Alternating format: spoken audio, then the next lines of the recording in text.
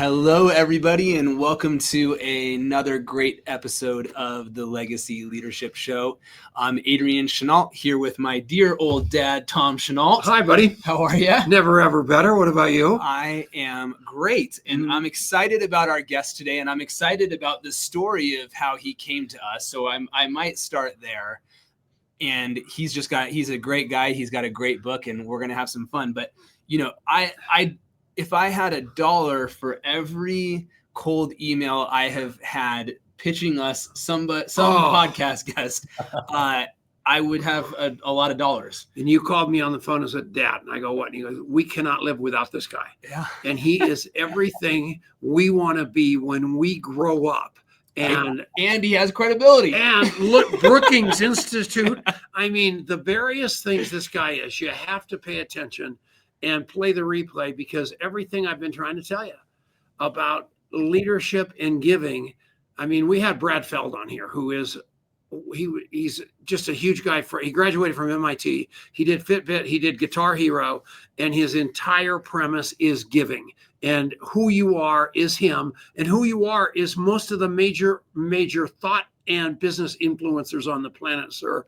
And my hat's off to you, because you have figured it out and wrote it down. And thank you. Well, thank you. Thank you for those very kind words. Yeah. So Joe Davis is a former head of North America with BCG, Boston Consulting Group, which, if you don't know what that is about as high a pedigree in terms of management consulting, being put in the room with Fortune 500, Fortune 100 CEOs all over the world, and has just had an incredible career. And as I said, I got an email in my inbox talking about this book that he wrote called The Generous Leader, which I'm super excited to hear more about and share more about. And what is so cool is that Joe has walked a road that is very different from many of ours, very, in the boardroom of these huge companies. And yet the principles that he preaches and his secret to success and the case studies that he points to of some of the most admired and successful leaders in the world comes back exactly to relationships and generosity and authenticity and vulnerability in a way that's not fluff, it's not BS, and it's remarkable. And so, Joe, first of all, thank you for writing this book, and welcome to the show. How are you today? Well, thank you. It's great to be here, and I'm wonderful. I was telling you, Adrian, before, my son just got married on Saturday, my fourth son, last child, and my daughter's due date is today. and I'm in both of them. So I'm wonderful to be here on this show with you, but I'm even more wonderful because I'm about to have my 9th grandchild, and my last child just got married. So I'm in a very good place, to be honest with you. Fantastic. That's cool. Well, if you get that phone call in the middle of the show, please answer it. That's a worthwhile hall pass. Yeah. No, I know. Good stuff. We'll finish. She's not having that baby, My son looked it up. 4% of babies come on their due date. So I think we're safe. All right. There we go. 96%. How late in your career did you understand and come to the reality and the fact that giving in leadership and in business was literally the most important thing, sir? It's interesting. So many, there's a lot of points along where you start to learn that. I mean, I'll tell you one little story interesting. Procter & Gamble was my first job.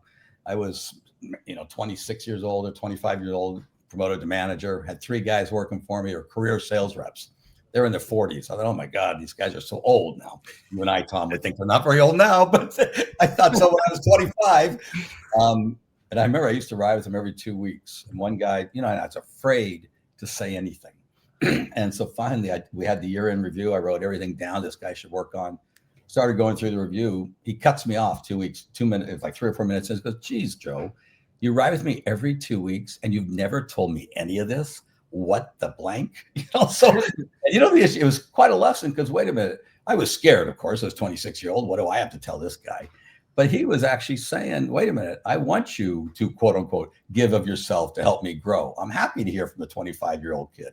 I didn't quite get that then, but there's stories like that along the way when you realize, oh, your job is to help others grow and thrive at their best.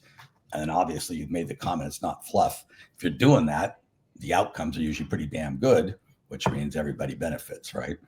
That is so true. And so you got your start at Procter and Gamble, and did you go straight from there into consulting, Joe?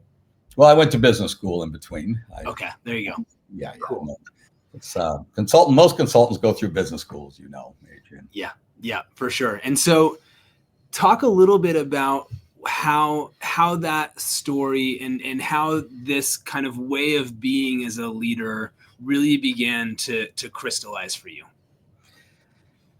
Yeah, I guess there's a couple of things. I mean, you mentioned the word authenticity. I mean, I think there's two major things for me. One, the authenticity was a big deal. I mean, vulnerability and all that. We can debate what that means. Even a simple "I don't know" is a pretty good vulnerability because it opens. But I also quite an emotional guy, and I would, eventually got to the point where I was running offices, and I might get all choked up because someone got promoted, and I'd tear a little bit. Well, my gosh, all the people come, oh, it's so wonderful. You expose a little bit of yourself. How nice to see that. And you discover people want to follow you.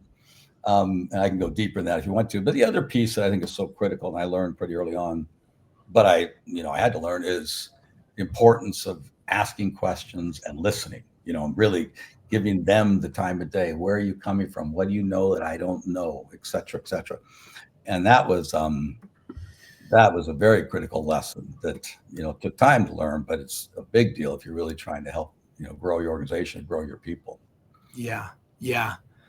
I'm curious, management consultants are not often brought in when everything is going perfectly and the stock is at an all-time high, although sometimes that happens. Sometimes we are, yeah. More of the time, something isn't quite right, and maybe what we need is to have somebody that can bring some outside perspective and maybe even just some outside authority into a difficult sort of situation to speak truth into the room that's having a hard time figuring it out. And so I would imagine you have walked into some fairly tense corporate cultures and situations over the years. Is that true?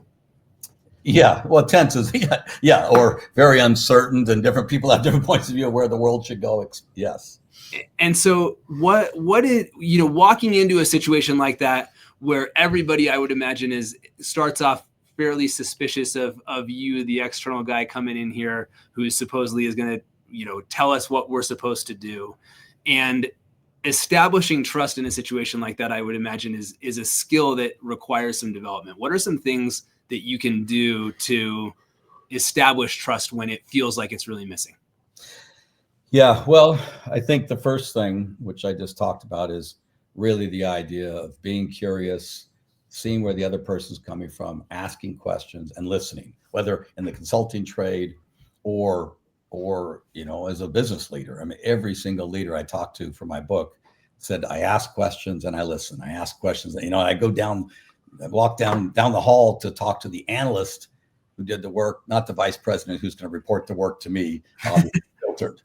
That's that. And actually, if you may, I'll tell you a story. You mentioned executive Scott Kirby, CEO of United, told me a great story about that. He said, whenever someone can be promoted to vice president within their firm, he or the company, he interviews them, which is kind of amazing because there's a lot of vice presidents. And one time he was interviewing 3 vice president of operations, the guys that manage the mechanics, as you and I would think of, but the technicians is what they call them. And he asked each one of them, what do the technicians need most? And all 3 of them said, sir, they need more spare parts in the airport.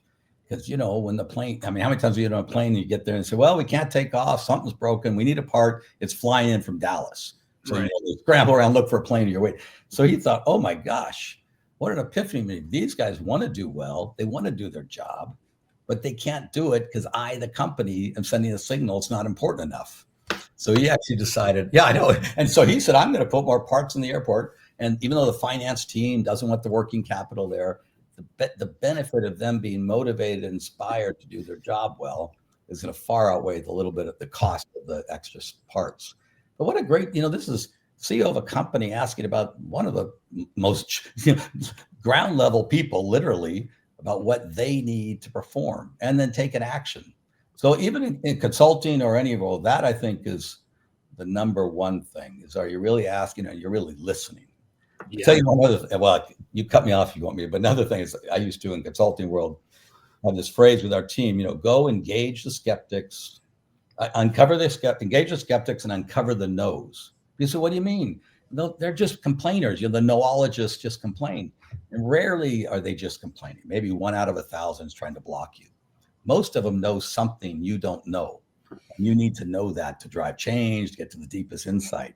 So that was something I think also that we, with my teams, did pretty well. And it's be the same in business, is go find the people that are skeptical of wherever you're trying to go and sort out what they know is wrong and fix that. Otherwise you're going to run into a roadblock. Yeah. Yeah. There's no way that a CEO or a senior vice president or any of those people can know everything. Right. And I think from my experience is they don't go do that because they've got a misconception that if they go down there into the trenches, those people in the trenches are going to realize they don't know anything. And as a result of that, it's going to be worse. But it's actually better, like your book says, and like you said, when they go in there and they are authentic and they're vulnerable and they just ask great questions. And you just talked about the guy from United and these guys, it's important to ask great questions. And everybody says that. All the rocket scientists says, ask great questions. But what we don't focus on is listening so hard, it's almost hurt. It almost hurts. Listen really, really hard to those great questions you ask.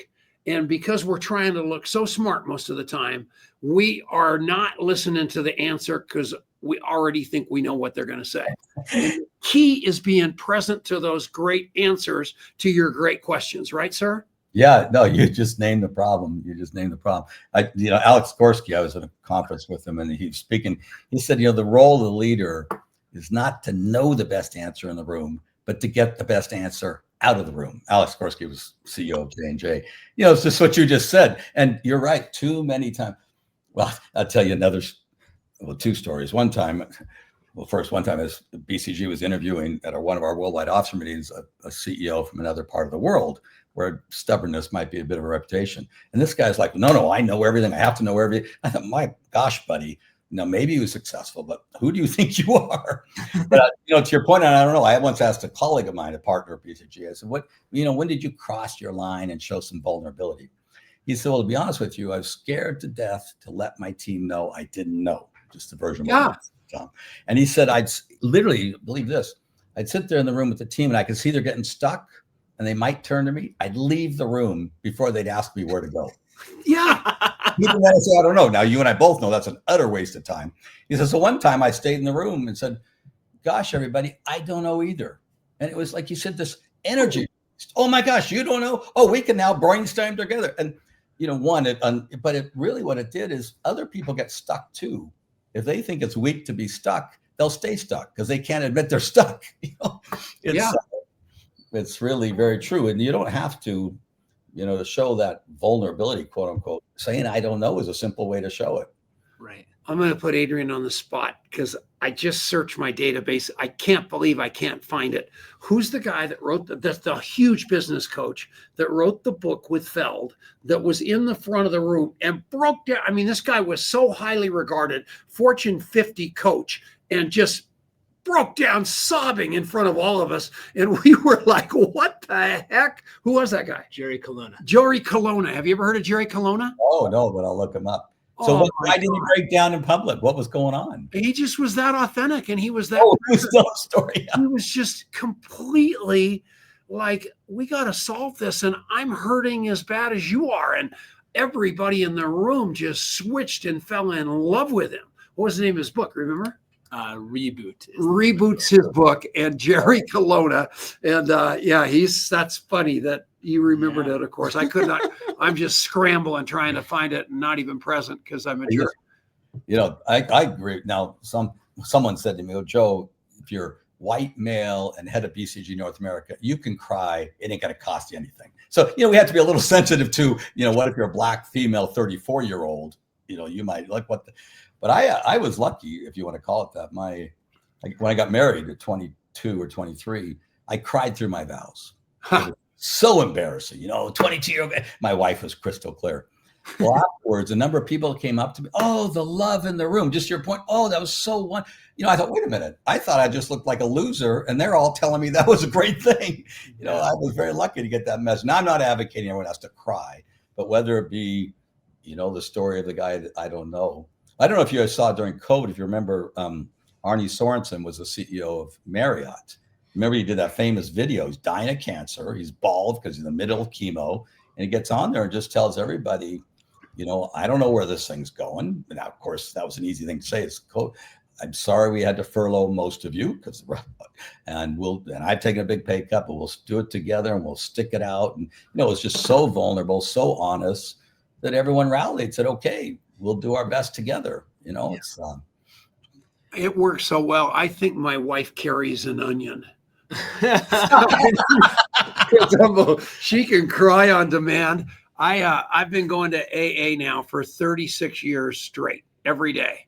And that is cry central. And so I am so familiar with being that completely in tune with your feelings and what it does. It's a catharsis for not only the crier, but the people witnessing that, because they know that what's coming out of their mouth is really coming out of their heart, not their head.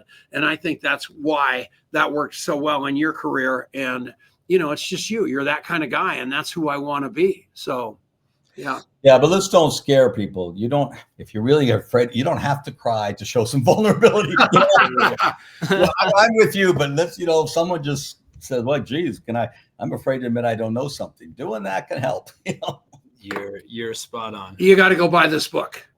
And where's the best place to buy it, Joe? Do you want them to buy it on Amazon? You want them to buy it at a bookstore or at a website? Well, I think Amazon. Oh, Amazon's fine. That's by a long shot. Yeah. It's just easy. You can buy it on my website. Sure. And it's still in some of the airports, but how these books go. They're out. Adam Grant's books are always out there. Sometimes mine are out there. Sometimes they're not. How about Adam Grant? There's another guy. Yeah. And so he's like Brad Felt's best friend. So that whole crew hangs together. And I love Adam Grant, man. That guy, you guys need to follow Joe. You need to follow Kalana, and you need to follow Adam Grant, and don't follow me. So yeah, that's beautiful, sir. So Joe, you talked about, and I appreciate this, right? That you don't need to fire up the waterworks in order to connect with people or be vulnerable. It doesn't have to come down to that. And one of the things that you did in the book that I thought was really cool is you just shared, I think COVID was maybe a proving ground, maybe one of these moments where everybody kind of had to figure out how to lead in a different way. And you shared a couple of emails that you sent during that time that I think are a really beautiful illustration of what maybe lower stakes vulnerability might look like. Would you share a little bit about that? Yeah, well, I sent one probably 5 days or 10 days in after we were all at home, and it's funny because I woke up at 4:45 just thinking about everybody, and they're stuck at home, and how are they feeling, and are we going to lay them off, not lay them off? We weren't, but they don't know that. Our client's going to call us or not call us. And so I wrote a note, I wrote it maybe 10 minutes, and I sat there for 45 minutes thinking, should I send this? And then it was just saying, I recognize where you are, whether you're in an apartment by yourself or with your spouse or with a small house with 3 kids or 3 kids and 2 dogs, the whole thing. But the point you raised there, I thought about sending this, and there's all kinds of things with my mind, like, gosh, first off, who are you, buddy, 30 years in the business to know what I'm going through, so that's one risk. And you got your 5-bedroom house or whatever, you're fine. And then my colleagues, well, what are you sending a note like that so personal for? Do we all have to do that now? So your colleagues could be irritated with you. But it was interesting. I sent that at 5:50 in the morning, East Coast time. I had responses in 2 minutes.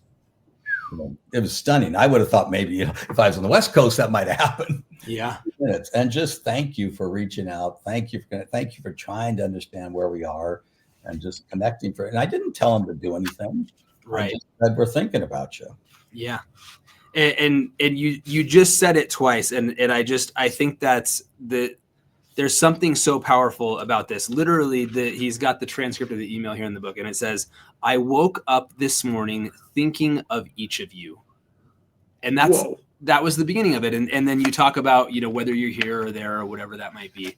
But to do that and then to say it and to really mean it, those three things together, I mean, that's kind of the recipe that I actually see through this entire book, right? Whether it's how to prepare for a meeting, whatever it is, I really thought about you. And I came to this having thought about you. And I'm willing to express that. And that little thing by itself is so powerful. And it's exceedingly rare in my experience, especially in the corporate world, but really, I mean, just out there walking around, people are totally caught up in their own game and their own whatever. And nobody's really thinking about what somebody else is going through and what that's like. Yeah. Well, unfortunately, I agree with you, which just makes me sad. You just, because sure, people say now, I actually wish I don't want to talk about our country, but talk the ones. It'd be nice if all of us just tried to think about the other point of view a little bit and say, why do they think that, as opposed to whatever. I won't. But why you're nuts? You're nuts. No. We both have something we care about. Let's try to understand what it is. Then we can agree to disagree.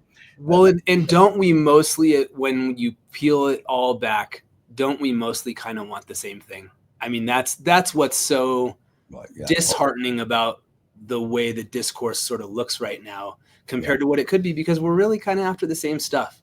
And we get so caught up in all of this jockeying and finger pointing and other stuff. And so instead of focusing on the negative, let's be the antidote to the negative and do this stuff, because it can have a profound impact on other people, can't it?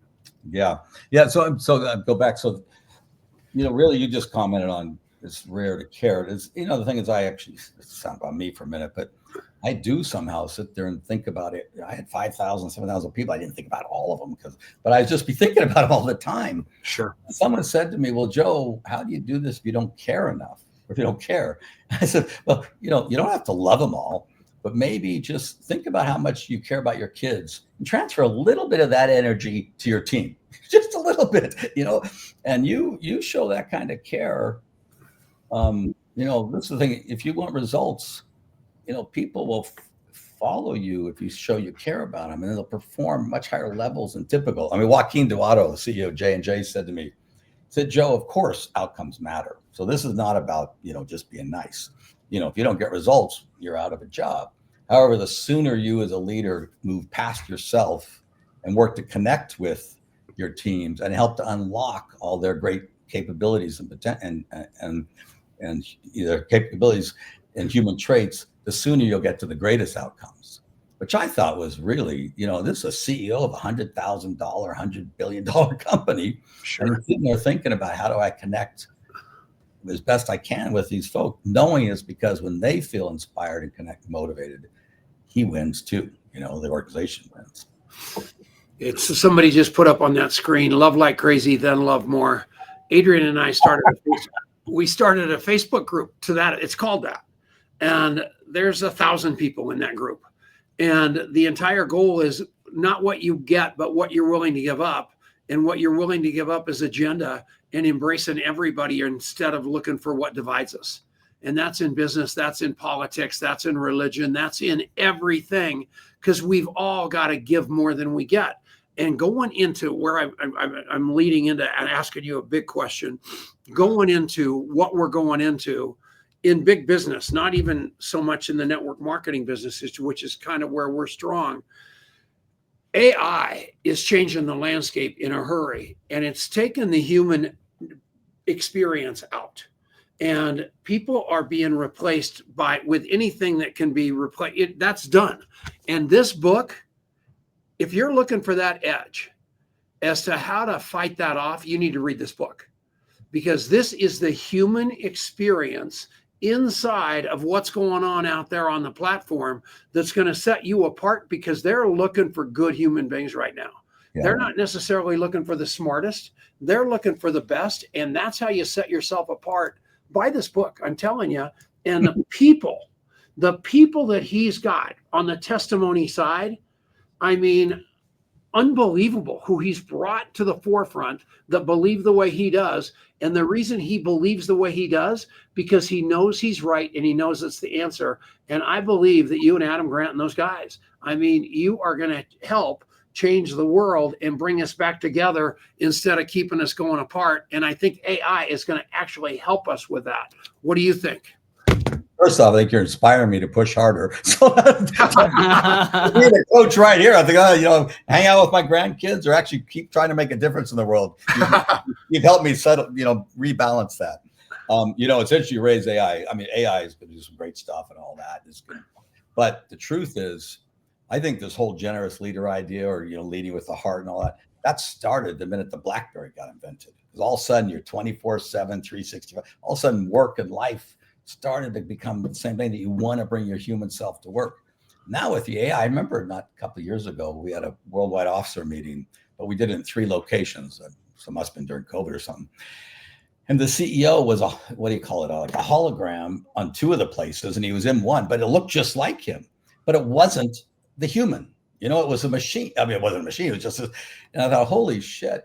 Sorry, I shouldn't have swore. I'm sorry. We like that about you.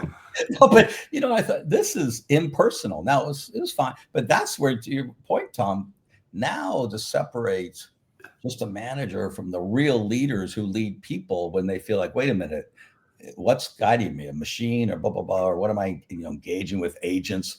I want to see a leader who's human, shares some humanity, tries to think about where I'm coming from. I think that's going to separate the real leaders. I mean, you can be a manager, that's different. You can be an exceptional manager, but that's different from the real leaders. So I do think AI is only going to accelerate this whole idea of, leading with humanity if you really want to tap into and, inspire your people. And therefore, if you want to be whatever, C-suite or above, and not everyone fits this mold. Someone once on one podcast, someone said, well, Joe, for one interview, what about these tech guys? I said, you really want me to? Some of those guys are clients of BCGs. I'm not going to comment, my friend. But I did realize, whatever about some of those companies, although you hear how people just kids go in there, work for 2 or 3 years and get out because the culture is messed up. But Satya Nadella, who turned around Microsoft, as we know, he was a high culture guy. Who was connect with the people, break down all I won't name names, but his predecessors' tough guy attitude. And Microsoft takes off. It was a very interesting study in the 2 types of leadership and how one really made a difference. Yeah, that's really interesting. As I was reading this, I was reflecting on leaders who I've encountered over the years, and I spent about 10 years in a corporate role before kind of moving into being an entrepreneur, and kind of midway through that, I got an opportunity to move to London, and first day at the office, show up there, and the guy who was the managing director of that London office, I'm walking the floor, and he sees me. I have never actually met him. I have no idea how he knew who I was. And I see him see me like across the bullpen and walk across the floor and said, Adrian, I heard you were coming to London. I just wanted to say, I'm really glad you're here. Welcome. How's your family? How's the move? And it made such a profound impact on me. Just that little thing of, that he probably saw me on a report, but he took time to find out that I had a family. He took time to, to do those things. And lo and behold, he went on to become the CEO of the company later.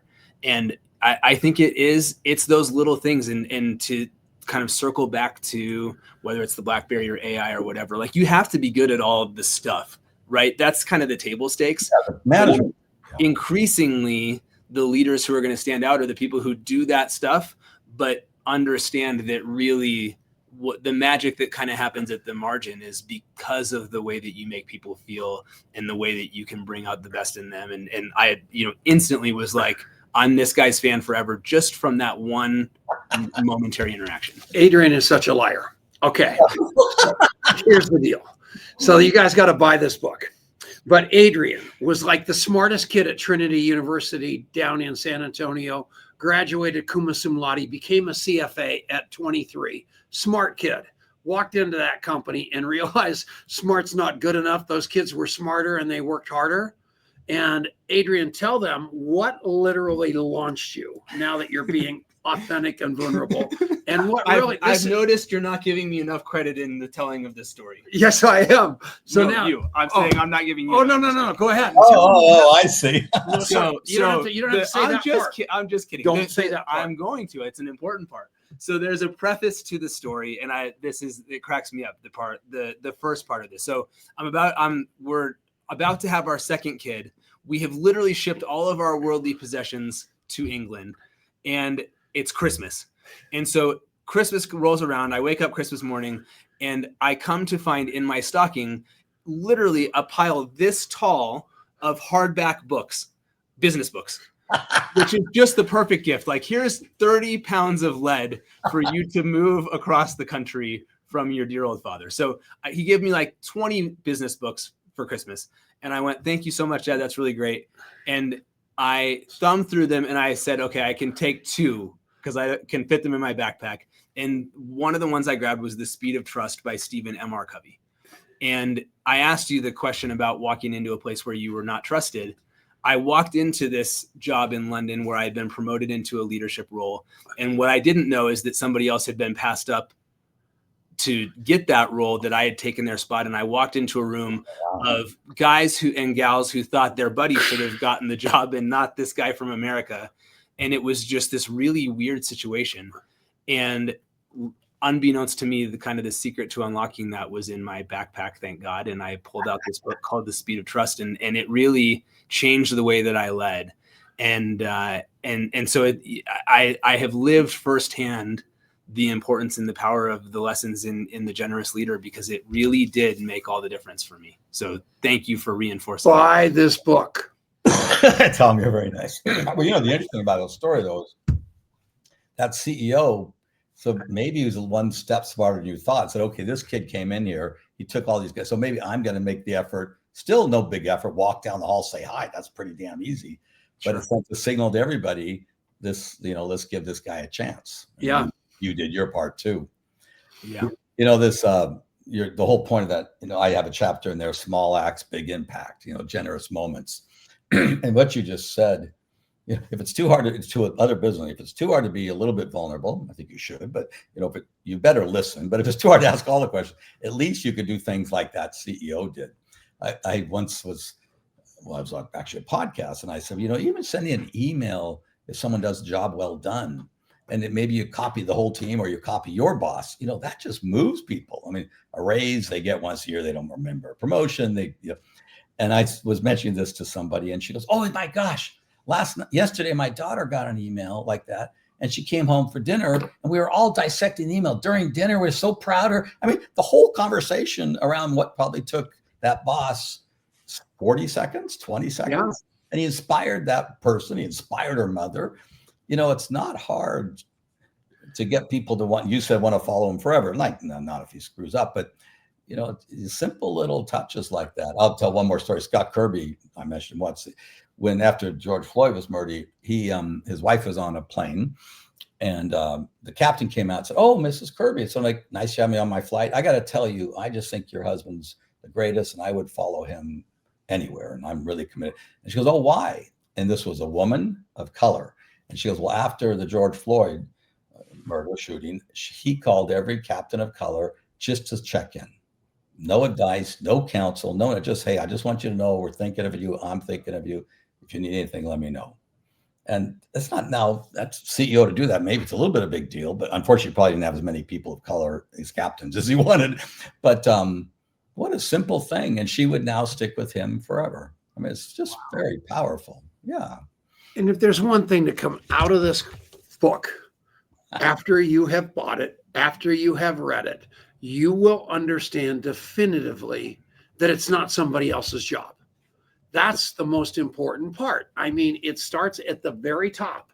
And if it isn't at the top, it's on you to take responsibility for it and take it down line and make sure every one of those people feel like they're a part of something bigger than they are, and you're in the foxhole with them, right, sir?